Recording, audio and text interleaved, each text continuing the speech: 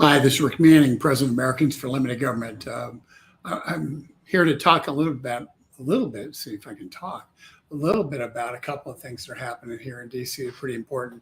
And the two things we're going to discuss, one is the Biden Ministry of Truth. The other is the leak of the first draft of the SCOTUS opinion, Supreme Court opinion on Roe v. Wade, that would overturn Roe v. Wade. So let's start with the Ministry of Truth first, because first of all, it's more ripe. There's more things happening on it that we can define. And it is, both are dangerous, but truth is the leaking of the Ministry of Truth is more dangerous, and it's already been used. It's already been in existence. It's been in existence since 2018. And the fact is, the Biden administration has been using it, and some of those deep state bureaucrats in the Department of Homeland Security used it during the Trump administration against President Trump and his allies. So at least that's the way it appears. So let's talk about that first. There's just some background. There's a law that was passed called CISA, and I don't remember how it's basically a computer cybersecurity law. It was passed the day that the Congress broke for Christmas recess. It was passed late in the day, and it was passed by unanimous consent, which means most of your senators could have already been on planes going home, but because the Congress hadn't been adjourned, somebody got up and said, I want unanimous consent on this. And nobody objected, so consequently it occurred. And that occurred in both houses on the same day. So it's one of those ones that got into law. I'm not saying unexamined, but but nobody voted on it for all intents and purposes. So it didn't get as much examination as it might have. And so this is, and it does sets up a lot of protocols for cybersecurity, trying to communicate with utilities. If a nuclear power plant is, they found that Department of Homeland Security has found that nuclear power plant is be subject to a cyber attack, those kind of things. So the bill itself really does help protect our country from cyber attacks from abroad, and protect the various institutions, quasi-public institutions that could be attacked by it, like the Federal Reserve or a nuclear power plant or any utility company. So that's what it's designed to do.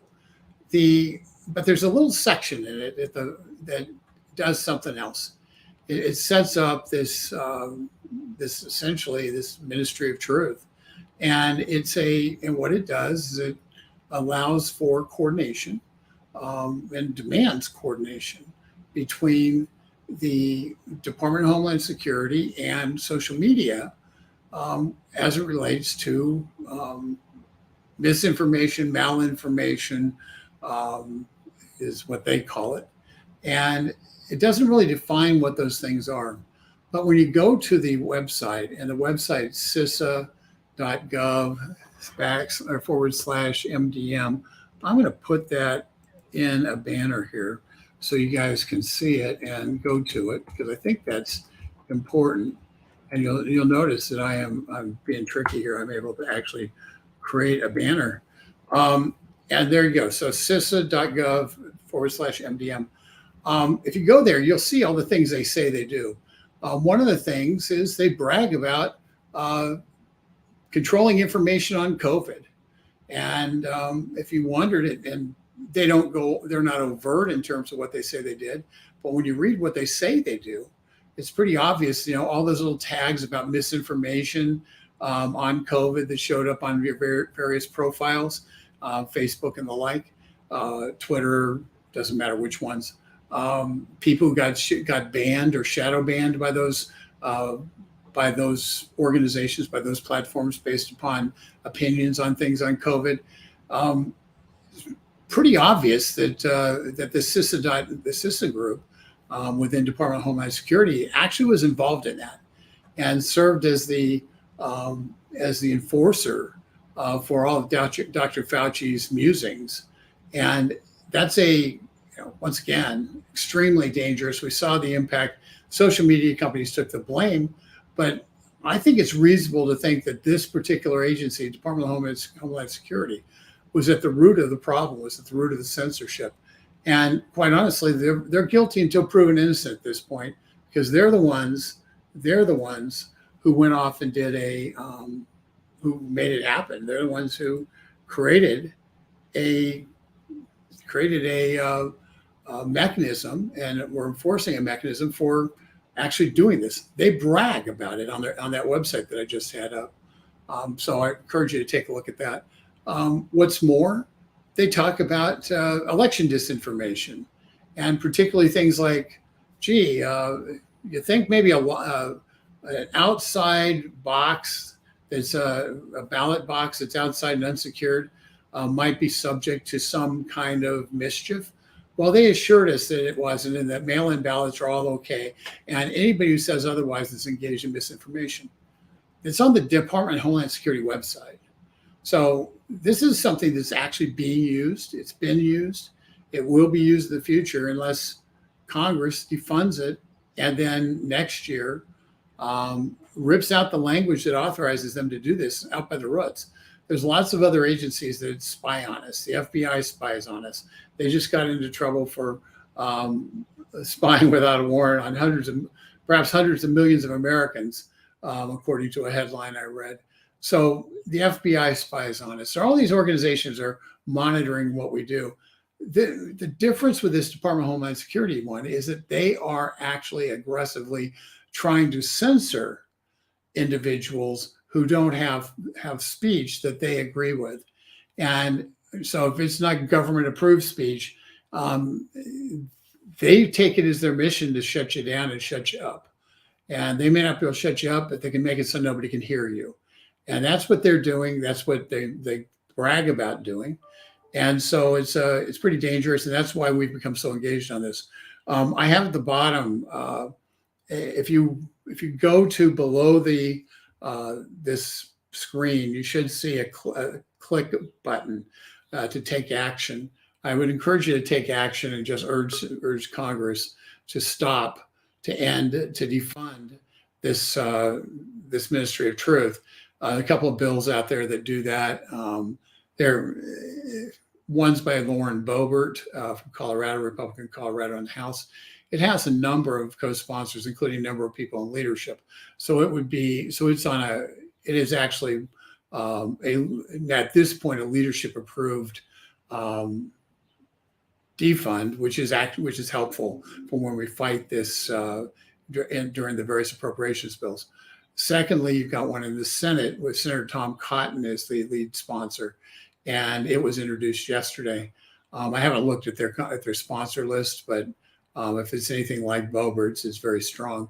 And so we have a couple of things that are actually live that are happening where Congress is doing something. And now we need to lift them up by letting them know that the people care.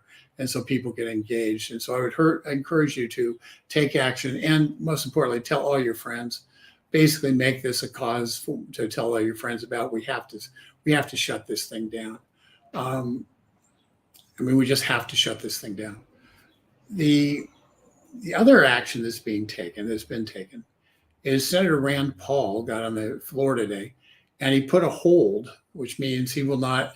There's some privilege that senators have to stop nominations by putting a hold on them until questions are answered. And he's put a hold on the nomination of the Undersecretary of Homeland Security, who is based on this Ministry of Truth, based on him saying to the Secretary of Homeland Security and the Biden administration, you can't do this. I'm not going to let you.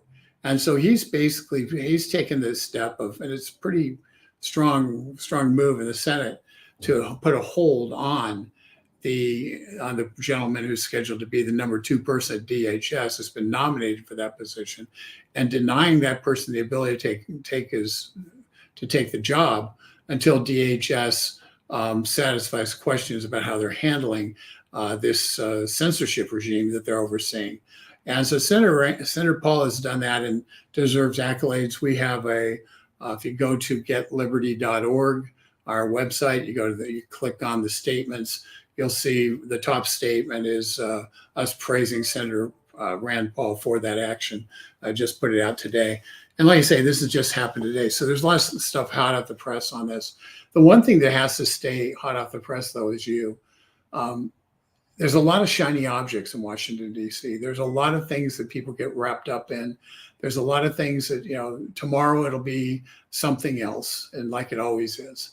Well, if we don't keep the eye on the ball and keep our eye on the ball on this one and ending this Ministry of Truth, it'll just become part of the fabric of what the federal government does to us. And we have to stop this.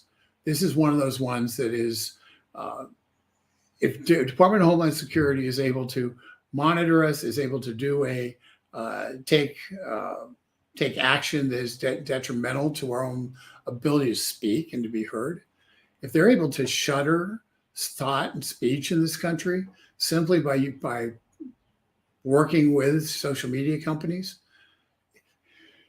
it's such a gross violation of basic First Amendment rights. First Amendment starts, Congress shall make no laws, and Congress has made a law. So certainly Supreme Court eventually should get engaged in this. We should get a court case that emanates out of this. But we haven't had one so far, and this has been in place for 3.5 years. So Americans for Limited Government is going to be having to look into that. Court cases cost lots of money, and we don't have lots of money. But we're going to be looking into what it'll take to get something done, and encourage some of our allies who do this, who actually do the court side of it, to take action on it. In fact, I'm meeting with people tomorrow on this.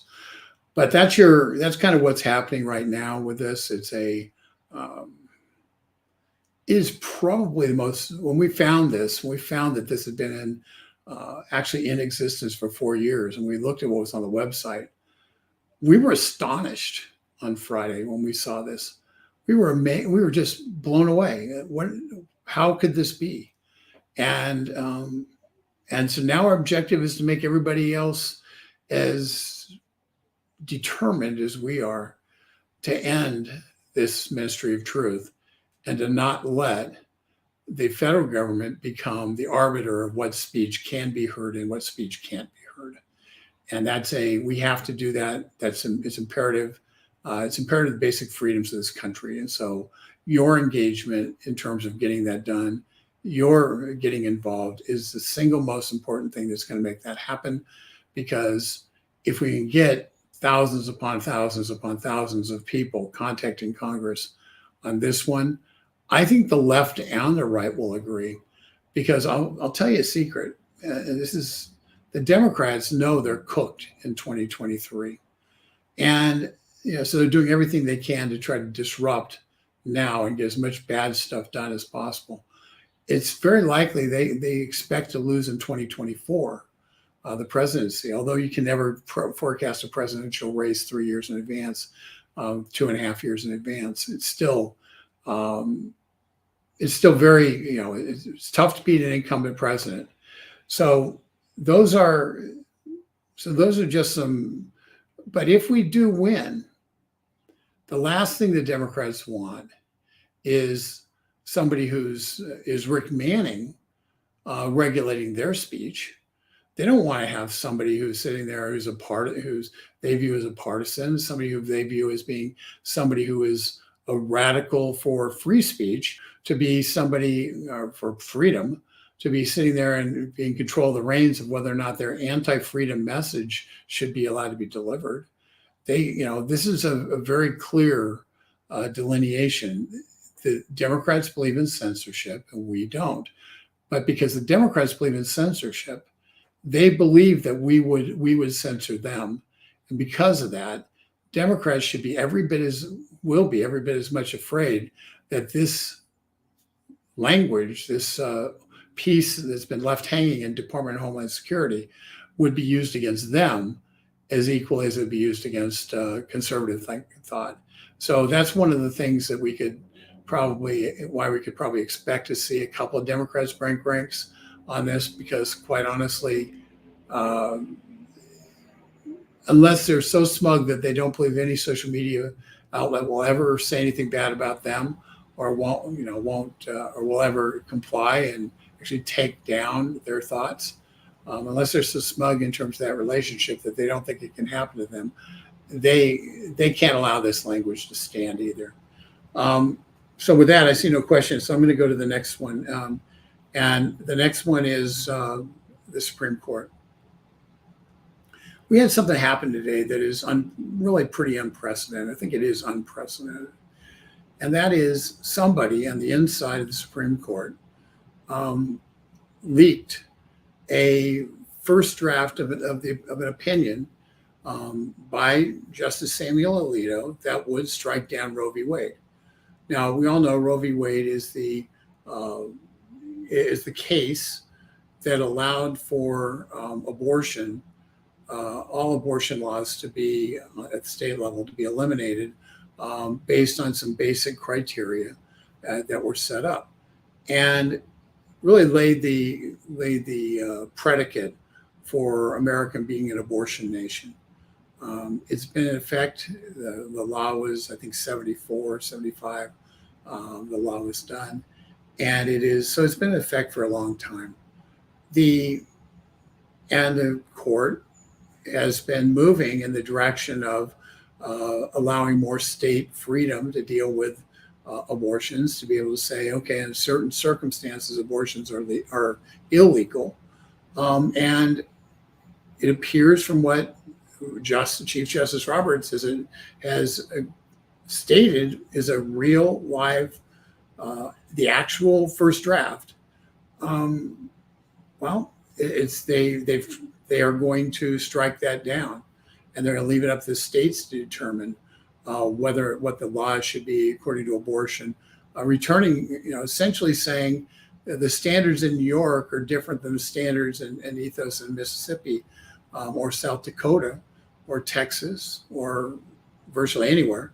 So if New York wants to have one set of rules, and California wants to have a set of rules, and Washington State wants to have a set of rules, and Montana wants to have a different set of rules, and you just go through every state.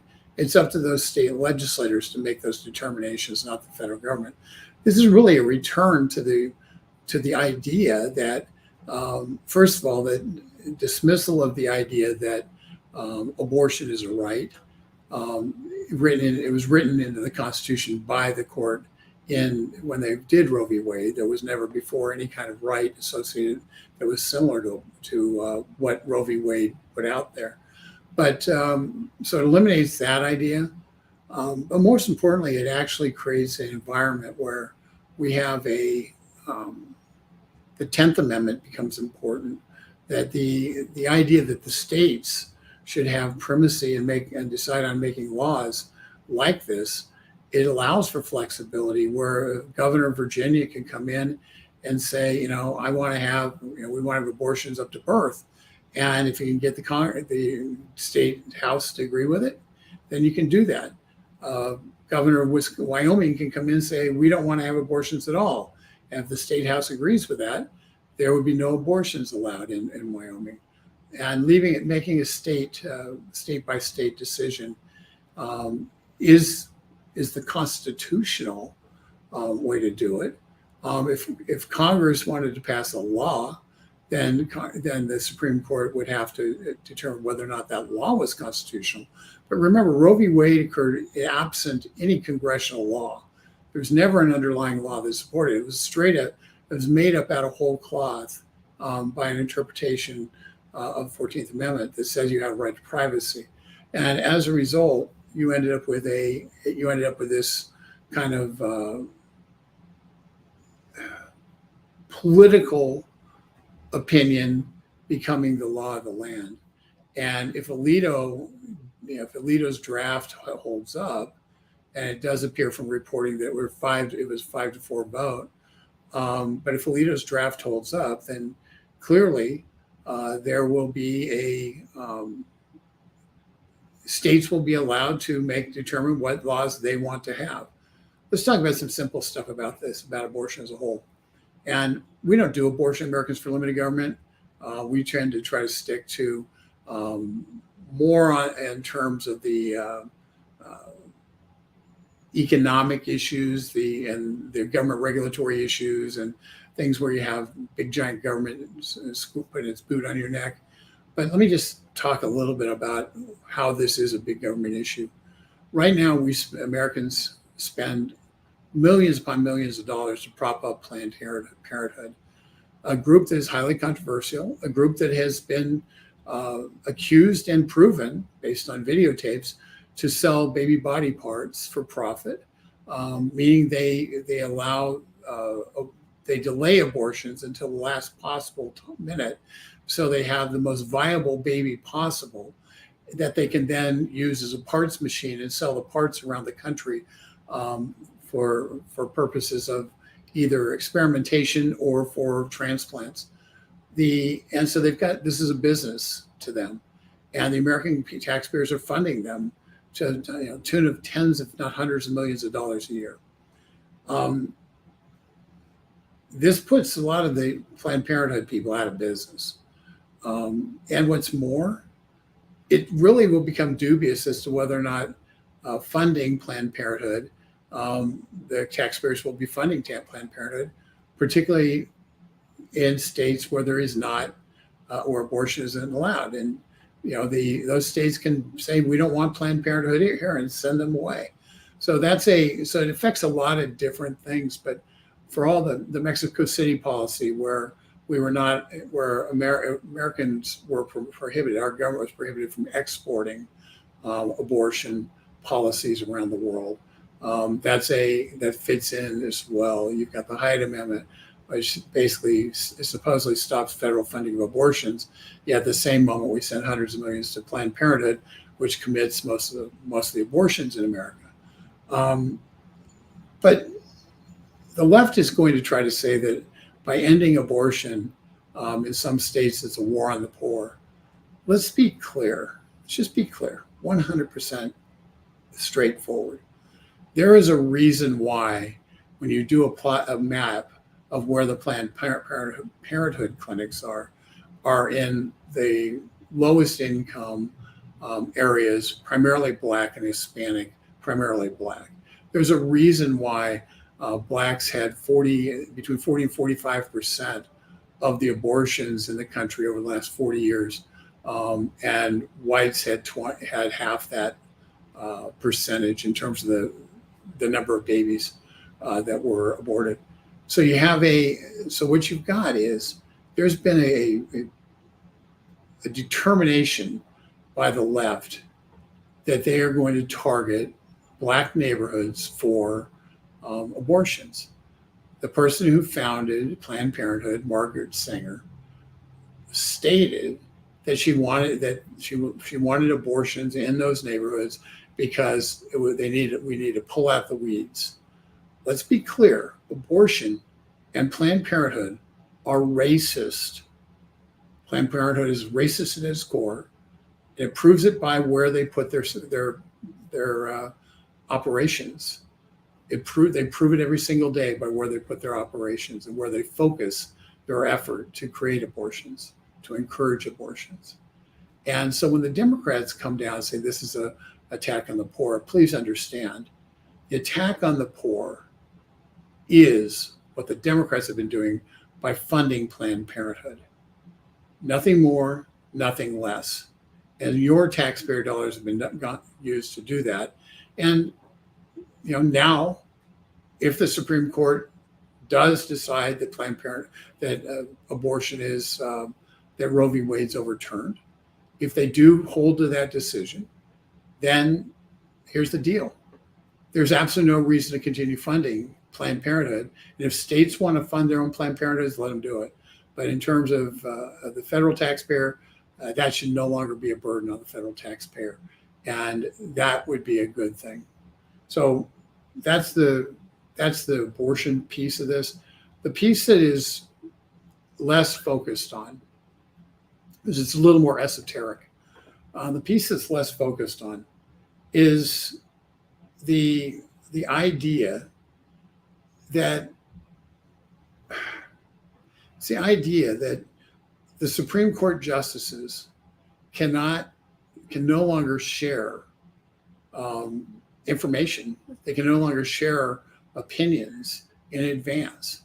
The fact that this trust has been breached, it's really hard to put Humpty Dumpty back together again once that trust is breached. And when this occurred, it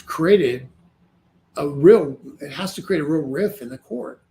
The one thing in the court that's always been that's at least been true, and from the people I know, some who serve, others who are clerks, is that the justices genuinely get along. They know they're working together for a long time. They all have different lives. They all have different ideas, but they take their legal opinions and they put it in one silo, and they put how they are personally in another silo. And so you'll see some of the most, like Scalia and Ruth Bader Ginsburg. You see that they really genuinely enjoyed each other. Because these people are engaged in deep legal philosophical thought and contest and pushing back and forth in terms of that, you develop a great deal of respect for the people who you're kind of arguing against, because you're thinking, what argument are they going to do? How do I beat this argument? Where's the law really lead me? And those that is an intellectual exercise, and it's an intellectual exercise that everybody afterwards gets to read what you produce and decide, well, we know who had the votes, but who had the arguments. And that's why dissenting opinions are so important. That's gonna be threatened by this. This leak threatens that. How do you trust having those kind of conversations with a colleague if that conversation could end up on the front page of the Washington Post? You can't. How do you send over the draft of the opinion, which happens for every single opinion? How do you send it over to the other 8 justices without some knowledge or expectation that's going to be leaked? And does that affect when you send it? Because what the left's doing with this is they're having protests at the Supreme Court. They've had to put barriers up around the Supreme Court to keep protesters out. So we have now the Supreme Court will be under siege until this case gets released. And it's directly because somebody in that court violated the trust and did so deliberately. And those protests are part of that plan to try to affect the decision of the court and change the decision of the court using not the law, but the raw power of fear that crazy people can put into anybody's heads. And these justices are human, just like each one of us. And and the fact is, they live in neighborhoods just like each one of us. And it's just not they don't live in barricaded buildings. They don't live in a White House. They intermingle. They shop at the local shopping center, just like everybody else.